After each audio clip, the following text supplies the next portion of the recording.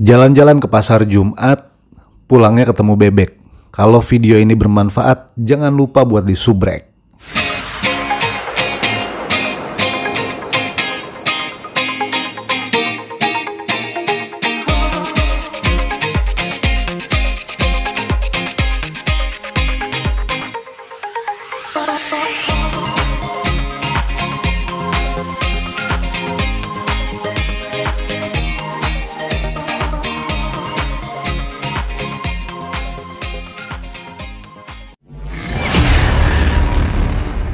Assalamualaikum warahmatullahi wabarakatuh. Di video kali ini kita akan bahas 3 hal yang membuat kamu bisa gagal pada saat menjalani proses perjuangan yang sedang kamu rintis dari nol. Jadi kalau kamu sedang berusaha saat ini, hati-hati dengan 3 kata ini. Kata yang pertama, namanya adalah nanti kalau. Nah, pernah ya kita sering terlintas tuh ya di dalam pikiran ketika kita memulai usaha ya, menjalankan ide kita, gagasan kita pengen buka bisnis A, pengen buka bisnis B, pengen coba peluang A, pengen coba peluang B. Ketika ditawarin temen, ketika ditawarin sahabat, ketika ditawarin rekan gitu ya, mereka bilang sama kita nawarin suatu peluang yang bagus, nawarin suatu jalan usaha yang bagus. Tapi bagaimana respon kita? Respon yang biasa kita bilang sama mereka adalah, bisnisnya sih bagus, peluangnya sih bagus, usahanya sih keren kalau dijalanin, profitnya juga bagus. Nanti kalau saya ikut terus gagal gimana? Nanti kalau saya udah invest terus malah boncos gimana? Nanti kalau saya udah daftar terus nggak balik modal gimana? Nanti kalau itu terus yang kita ucapin. Begitulah respon kita dalam merespon peluang yang datang ke kita. Secara tiba-tiba kita jadi Alice yang ada di Insidious. They only have people like us to go to. Show yourself. This particular. Jadi cenayang, jadi peramal. Nyoba aja belum, usaha aja belum, ikhtiar aja belum, kerja keras buat bangun merintis dari nol aja belum. Tapi respon kita nanti kalau. Terus gimana peluang mau datang sama kita?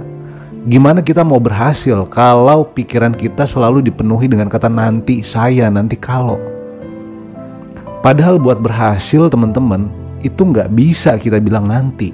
Masa iya orang datang ke kita ngasih uang 1 juta cash, kita bilang nanti aja deh? Kan nggak mungkin begitu. Nah, sekarang coba kamu tanya ke diri kamu sendiri, ada berapa kata nanti yang selalu kita ucapin setiap kali peluang datang ke kita, setiap kali pintu rejeki terbuka untuk kita, tapi respon kita selalu bilang nanti saya, nanti kalau. Berapa kali? Menolak peluang bisa jadi menolak doa, menolak tawaran dari rekan kita untuk membantu kita merubah nasib hidup kita.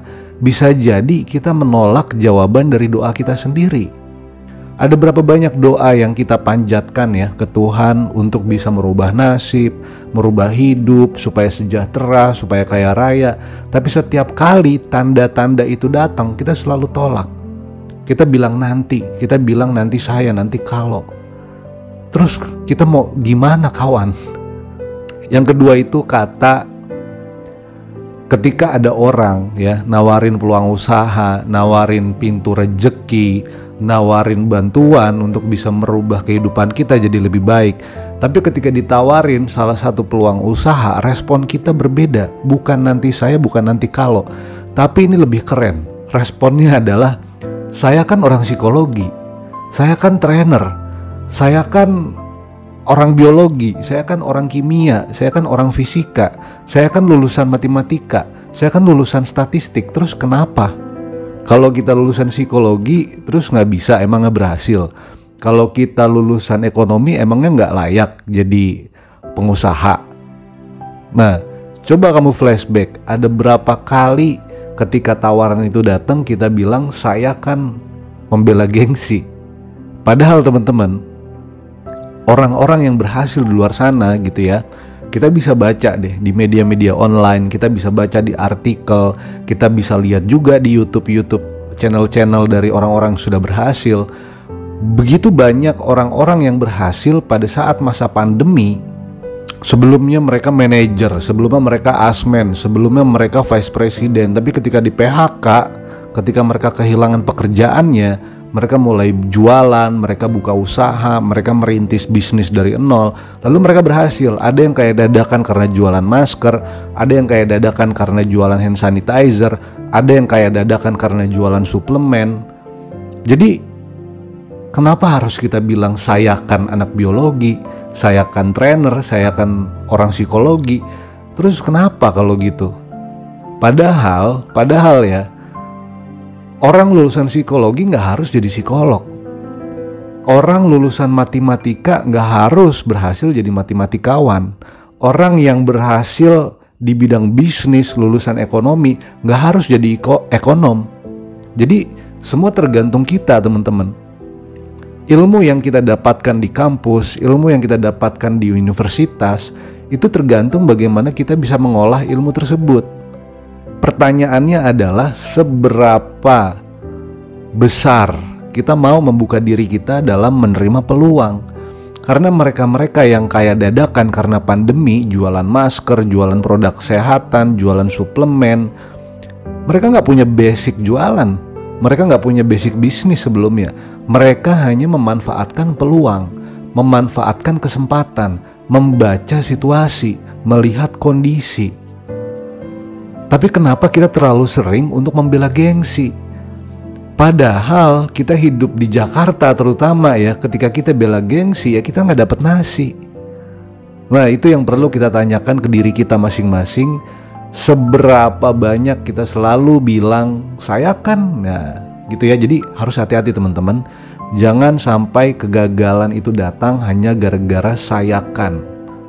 Yang ketiga itu lebih unik. Karena yang ketiga ini jauh lebih sering kita ucapin. Ketika ada teman datang ya, sahabat kita datang, saudara datang ya, keluarga kita datang, nawarin peluang, nawarin usaha, nawarin kesempatan, terus kita respon, kita jawab, saya nggak bisa. Kenapa kita bilang nggak bisa? Cuma karena kita terlalu malu untuk jadi sales. Kita terlalu malu untuk disebut jadi pedagang gitu loh.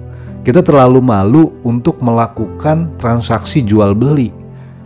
Coba ditanyakan ke diri kita masing-masing deh. Kita tanya lebih dalam ke diri kita. Kita mau berhasil apa enggak? Kita mau sejahtera apa enggak? Kita mau jadi orang-orang yang sudah berhasil di sana atau enggak? Terus kalau kita mau, kalau kita pengen sejahtera, kita pengen merubah kehidupan kita menjadi lebih baik gitu ya. Terus kita nggak mau jualan, kita nggak mau jadi pedagang, cuma karena kita malu. Coba ditanyain ke diri kita masing-masing teman-teman, kenapa kita bisa malu? Kenapa kita malu jadi pedagang? Padahal aktivitas yang kita lakukan saat ini untuk mendapatkan rejeki, apapun profesinya, teman-teman sedang menjadi pedagang secara tidak langsung. Yang paling simpel deh, ketika kita fresh graduate, lulusan baru ya, atau kita sudah bekerja di perusahaan X, terus kita kena efisiensi, atau kita kena PHK, lalu kita kembali mencari pekerjaan baru, kita interview ya dengan HRD. Yang kita lakukan di sana apa? Setiap kali kita menjawab pertanyaan HRD, kita meyakinkan mereka, wah saya punya skill A, saya punya skill B, saya punya skill C, saya bisa ini, saya bisa itu. Kita melakukan apa? Kita sedang berdagang teman-teman. Kita sedang berdagang untuk menjual kemampuan kita, menjual skill kita untuk kita yakinkan kepada HRD. Supaya HRD bisa melihat, bisa yakin, dan menerima kita sebagai karyawan. Itu bagian dari perdagangan. Itu contoh kecil pada saat kita interview. Lalu pada saat kita bekerja, ya, pada saat kita bekerja, kita di entry level. Kita seorang karyawan di level terbawah, staff ya. Kita kerja setahun, kita kerja 2 tahun, kita banyak mempelajari bisnis ya di profesi tersebut. Kita banyak melewati tantangan, rintangan, sampai akhirnya skill kita lebih banyak, makin banyak ya. Skill kita semakin tinggi ya, semakin bagus, pengalaman kita juga semakin banyak. Lalu kita dapat promosi. Promosi itu apa? Promosi itu kan penawaran, ya kan? Kenapa perusahaan memberikan kita promosi? Mereka menawarkan ke kita, Kamu mau nggak naik level? Misalnya menjadi tim leader, atau menjadi senior staff, atau menjadi asmen. Kenapa perusahaan mau memberikan promosi ke kita? Promosi itu kan penawaran, teman-teman. Kenapa perusahaan manajemen mau menawarkan posisi yang lebih tinggi kepada kita? Kalau bukan karena apa yang kita lakukan itu cukup menjual dan cukup meyakinkan para manajemen di perusahaan tersebut, sehingga akhirnya kita dapat promosi. Itu bagian dari perdagangan. Kita menjual skill, kita menjual pengalaman, kita menjual expertise kita. Kita menjadi pedagang secara tidak langsung. Dan teman-teman bisa lihat Bill Gates ya, Steve Jobs, lalu Jack Ma ya, dan para public figure yang lain yang benar-benar berhasil, sudah menjadi jutawan, sudah menjadi konglomerat. Mereka itu semuanya berdagang, teman-teman. Mereka itu semuanya berbisnis. Jadi untuk bisa berhasil, untuk bisa mencapai kesuksesan kita, tidak pernah lepas dari yang namanya jual beli. Apa yang kita bisa lakukan? Secara tidak langsung kita sedang menjual kemampuan kita kepada orang lain, meyakinkan orang lain untuk bisa menggunakan kemampuan kita, untuk bisa menggunakan kompetensi kita, untuk bisa menggunakan keahlian kita. Lalu kenapa kita malu ditawarin untuk jadi pedagang? Kenapa kita malu untuk ditawarin jadi sales gitu ya? Padahal orang-orang yang berhasil di luar sana, mereka semua menjadi sales. Mereka semua menjadi pedagang gitu. Sekarang ada banyak orang yang menjual janji, mereka aja gak malu. Ada banyak orang yang jual produk-produk haram seperti narkoba, ganja ya, dan produk lainnya, mereka gak malu. Banyak orang yang menjual produk haram, mereka gak malu. Tapi ketika kita ditawarkan menjual produk yang halal, bermanfaat untuk banyak orang, kita bilang, wah itu bukan gaya gua bro, wah itu bukan passion gua bro, wah itu bukan bidangnya gua bro. Kita menolak lagi peluang yang diberikan oleh Tuhan. Kita menolak lagi pintu rezeki yang diberikan oleh Tuhan dengan perantara mungkin sahabat, teman yang datang ke kita. Terus mau sampai kapan kita selalu menolak peluang-peluang yang datang ke kita? Nah, cuma teman-teman yang bisa jawab, cuma teman-teman yang bisa bertanya ke diri teman-teman sendiri. Jadi teman-teman, sebagai penutup, Bill Gates pernah mengatakan, ketika kita lahir dari keluarga yang miskin, itu bukan kesalahan orang tua kita. Tapi ketika kita mati dalam keadaan miskin, itu mutlak salah kita. Sampai ketemu di video selanjutnya. Semoga bermanfaat dan bisa membuka mindset kita untuk lebih growth, untuk lebih berkembang, untuk lebih tumbuh menjadi pribadi yang selalu melihat masa depan. Saya Azwan, terima kasih banyak. Assalamualaikum warahmatullahi wabarakatuh.